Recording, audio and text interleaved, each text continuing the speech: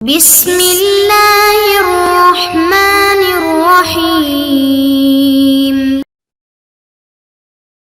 الرحیم الحمد للہ وکفا وسلام علی عبادہ الذین اصطفى اما بعد. عزیز طلبہ، فقہی قواعد کے دروس کا ہمارا یہ سلسلہ جاری ہے اور آج اس سلسلے کی نشست نمبر 73 ہے. آج کی اس نشست کے اندر ہم انشاءاللہ قاعدہ نمبر 78 سے شروع کریں گے. قاعدہ نمبر 78 پڑھیں گے. قاعدہ نمبر 78 یا 78 جو ہے اس کے الفاظ آپ کے سامنے ہیں کہ المرء مؤاخذ باقرارہ. المرء مؤاخذ باقرارہ، کہ انسان اپنے اقرار کی وجہ سے پکڑا جائے گا یا انسان اپنے اقرار کی وجہ سے قابل گرفت ہے. کہ اگر کوئی شخص کوئی اقرار کرتا ہے تو اس پر لازم ہو جاتا ہے. اس قاعدے کی دیگر تعبیرات میں اس طرح بھی ملتا ہے کہ المرء یعامل فی حق نفسہ کما اقر بہ. اور قاعدے کا مفہوم واضح ہے، جسے میں نے ابھی بتا دیا کہ انسان جب کسی دوسرے شخص کے لیے کسی چیز کا، کسی حق کا اقرار کرتا ہے تو اس اقرار کی وجہ سے اس انسان کا مواخذہ کیا جائے گا، اور مواخذے کا نتیجہ یہی ہے کہ وہ انسان اب اس اقرار سے رجوع نہیں کر سکتا بلکہ اس پر وہ چیز لازم ہو جاتی ہے. لہٰذا ایسی صورتحال میں اس نے جس چیز کا بھی اقرار کیا ہوگا وہ اس پر لازم ہو جائے گی. اس قاعدے کی دلیل کے طور پر کئی دلائل موجود ہیں. قرآن سے بھی فقہا نے یہ دلائل دیے ہیں کہ بھئی کسی کا حق اگر آپ کے اوپر لازم ہے تو اس کو چھپانا جائز نہیں ہے. قرآن کے اندر باقاعدہ واضح طور پر آیا ہے کہ بھئی وَلْيُمْلِلْ الَّذِي عَلَيْهِ الْحَقُّ وَلْيَتَّقِ اللَّهَ رَبَّهُ وَلَا يَبْخَسْ مِنْهُ شَيْئًا. اور اسی طرح ایک اور آیت میں خود اللہ تعالیٰ نے انبیاء سے اقرار لیتے ہوئے ارشاد فرمایا کہ اَأَقْرَرْتُمْ وَأَخَذْتُمْ عَلَى ذَلِكُمْ إِصْرِي قَالُوا أَقْرَرْنَا. تو اس سے بھی معلوم ہوتا ہے اور دیگر احادیث سے بھی معلوم ہوتا ہے کہ آپ صلی اللہ علیہ وسلم نے اقرار کی بنیاد پر زنا کے مسئلے میں رجم کا حکم دیا تھا. اور اسی طرح جو ہے اس بات پر علماء کا اجماع بھی ہے. تو بہرحال کہ اقرار کا شریعت میں اعتبار ہے اور اقرار کی وجہ سے انسان کا مواخذہ ہوتا ہے. البتہ یہ ہے کہ اقرار کے لیے فقہا نے کئی شرائط لکھی ہے کہ اقرار تب معتبر ہوتا ہے جب اس کے اندر وہ شرائط موجود ہو، اور وہ 3 قسم کی شرائط ہے. اقرار کرنے والے کے لیے کچھ شرائط ہے، پھر جس کے لیے اقرار کر رہا ہے مقر لہو اس کی بھی شرائط ہے، اور جس چیز کا اقرار کر رہا ہے مقر بہ اس کی بھی شرائط ہے. اس کی تفصیل فقہی کتابوں کے اندر موجود ہے.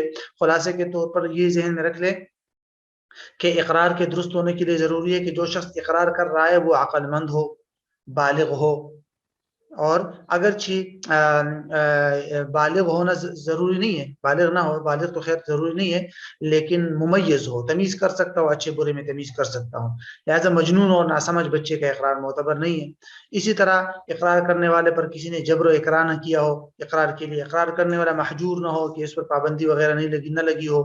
اسی طرح اقرار میں شک نہ ہو کسی قسم کا، اور اس کے جس کے لیے اقرار کر رہا ہے وہ بھی معلوم اور متعین ہو، اس کے مالک بننے کی اس میں صلاحیت بھی موجود ہو. اور اسی طرح جس چیز کا اقرار کر رہا ہے وہ معلوم ہو، کوئی ناجائز اور حرام چیز وغیرہ نہ ہو. تو بہرحال اس طرح کی شرائط ہے جن کو فقہ کتابوں کے اندر تفصیل کے ساتھ ذکر کیا گیا ہے. تفریعات میں یہ 2-3 تفریعات ذہن میں رکھے تو کافی ہے، باقی تو ہم نے پڑھ لیا کہ اگر ایک شخص اقرار کرتا ہے کہ بھئی فلاں جو زید ہے اس کا میرے اوپر 10 لاکھ روپے قرضہ ہے، اور پھر اسے رجوع کرتا ہے، کہتے ہیں نہیں 10 لاکھ نہیں ہے 1 لاکھ ہے، یا بالکل انکار کرتے تھے، کہتے نہیں مجھ سے غلطی ہوئی ہے، تو اب اقرار سے رجوع نہیں کر سکتا. اگر اس سے غلطی ہوئی ہے تو اس کو ثابت کرنا پڑے گا عدالت میں. بہرحال اقرار کی وجہ سے اس کی گرفت ہوگی اور اس پر وہ چیز لازم ہو جائے گی جس قرض کا اس نے اقرار کیا ہے.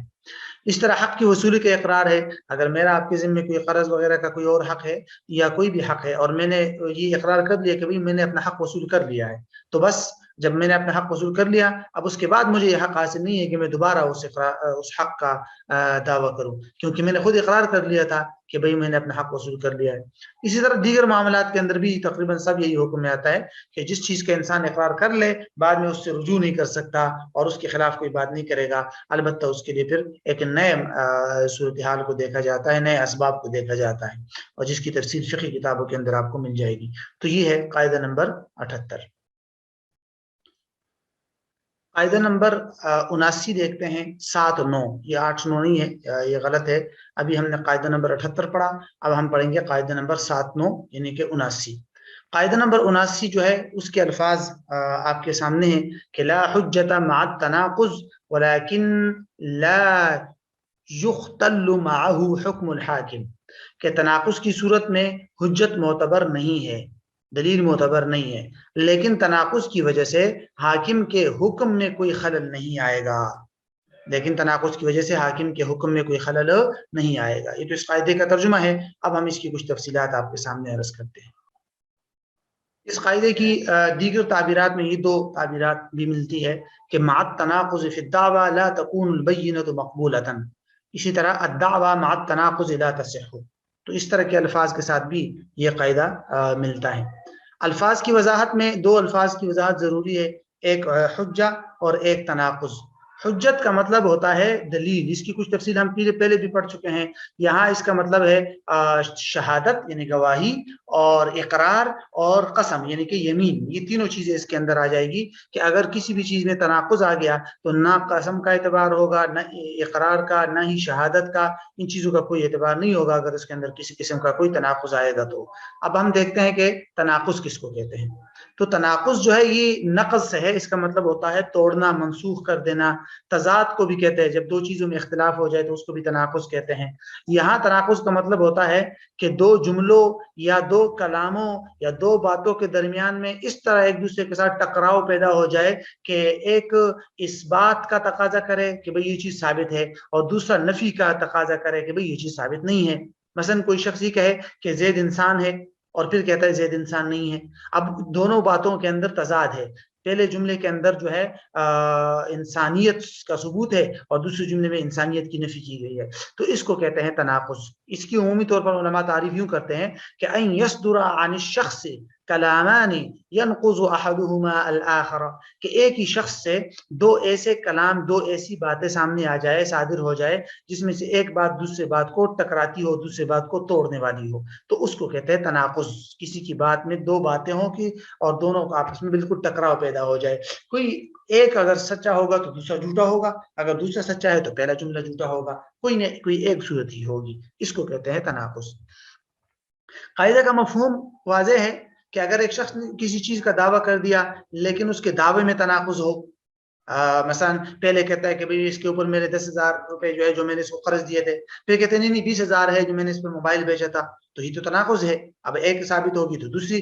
قرض اور بے میں کے اندر فرق ہوتا ہے، یا دعوے میں تو تناقض نہیں ہے لیکن گواہ پیش کر دیا اور دونوں گواہ ایک دوسرے کے ساتھ بالکل تناقض ہے، ایک دعویٰ کر رہا ہے کہ بھئی زید پر اس کے 10 لاکھ روپے ہے اور دوسرے کہتے ہیں نہیں زید پر نہیں خالد پر اس کے 1 لاکھ روپے ہیں، ابھی بالکل تناقض ہے، گواہوں میں تناقض پیدا ہو جائے، تو اس طرح کی صورتحال میں دعوے کو رد کر دیا جاتا ہے اور اس کی گواہی کو بھی قبول نہیں کیا جاتا۔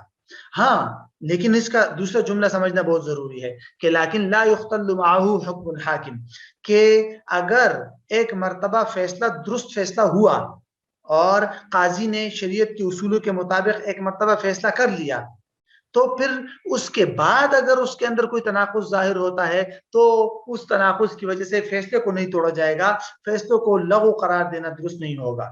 البتہ یہ کہ شروع میں آپ تناقض کی صورت میں فیصلہ تو نہیں کر سکتے، لیکن اگر صادر شدہ فیصلے جو ہے ان میں تناقض کی وجہ سے خلل نہیں آئے گا، وہ اپنی جگہ برقرار ہوں گے وہ فیصلے۔ ہاں البتہ ان فیصلوں کی وجہ سے اگر کوئی مالی وغیرہ معاملات ہوئے ہیں تو ان کو دوبارہ ریکور کیا جاتا ہے، وہ الگ چیز ہے، لیکن فیصلے کو دوبارہ توڑا نہیں جائے گا۔ بہرحال تو یہ ہے اس کی بنیادی تناقض کی۔ پھر علماء کئی صورتیں بیان کرتے ہیں، دعویٰ میں تناقض ہو، اس کی مثال ابھی ہم نے پڑھ لی، اسی طرح گواہی میں تناقض ہو، یہ بھی ممکن ہے، ٹھیک ہے۔ دعویٰ اور گواہی دونوں میں بھی کبھی کبھی تناقض ہو جاتا ہے، مثلا گواہی دو گواہوں کا آپس میں تناقض ہو، یا دعویٰ اور گواہی کا آپس میں تناقض ہو۔ میں دعویٰ کرتا ہوں کہ زید کے اوپر میرے 10,000 روپے قرض ہے، دو گواہ جب میرے آئے انہوں نے دعویٰ کر دیا کہ بھئی اس کے زید کے اوپر جو ہے 1 لاکھ روپے قرض ہے اور وہ وراثت میں آئے ہیں، قرض نہیں ہے۔ اب یہ تو میرے دعویٰ اور میری گواہی کے درمیان میں تناقض پیدا ہو گیا، تو اس کو کہتے ہیں تناقض۔ پھر تناقض کے درست ہونے کے لیے یعنی کب تناقض ہوگا کب نہیں ہوگا، اس کے لیے علماء نے بہت ساری شرائط ذکر کی ہے۔ مثلا ایک شرط تو یہ کہ دو کلاموں میں تناقض تب ہوگا جب ایک ہی شخص کے دونوں کلام ہو، ٹھیک ہے، یا جس شخص کے کلام میں تناقض ہو وہ اپنے کلاموں کے دونوں باتوں کے درمیان میں تطبیق پیش نہ کر سکے، دو شرطیں ہو گئی. اسی طرح اگر فریق مخالف جو ہے اس کو تسلیم نہ کرے, اگر میری باتوں میں تناقض ہے لیکن فریق مخالف نے اس کو تسلیم کر لیا تو بھی ایسی صورت میں وہ تناقض جو ہے وہ مضر نہیں ہے. تو بہرحال گواہوں اور مدعی کی بات کے درمیان میں اگر تناقض پیدا ہو جائے تو اس تناقض کو بھی ایک ہی شخص سمجھا جائے گا, کیونکہ گواہ اور مدعی کو ایک سمجھا جاتا ہے. لہذا یہ نہ سمجھے کہ بھئی گواہوں اور مدعی کے درمیان اگر تناقض پیدا ہو گیا تو وہ کیسے پھر ایک آدمی کا تناقض ہے, تو ان کو ایک سمجھا جاتا ہے. تفریحات کے اندر تمام تفریحات وہی ہے جو پیچھے ہم نے پڑھ لی کہ کسی بھی قسم کا دعویٰ ہو قاضی کے سامنے, دعوے میں تناقض آ جائے, گواہی میں تناقض آ جائے یا گواہی اور دعوے دونوں میں تناقض آ جائے تو اس کو رد کر دیا جائے گا. تو یہ ہے اس قاعدے کی مختصر سی تفصیل.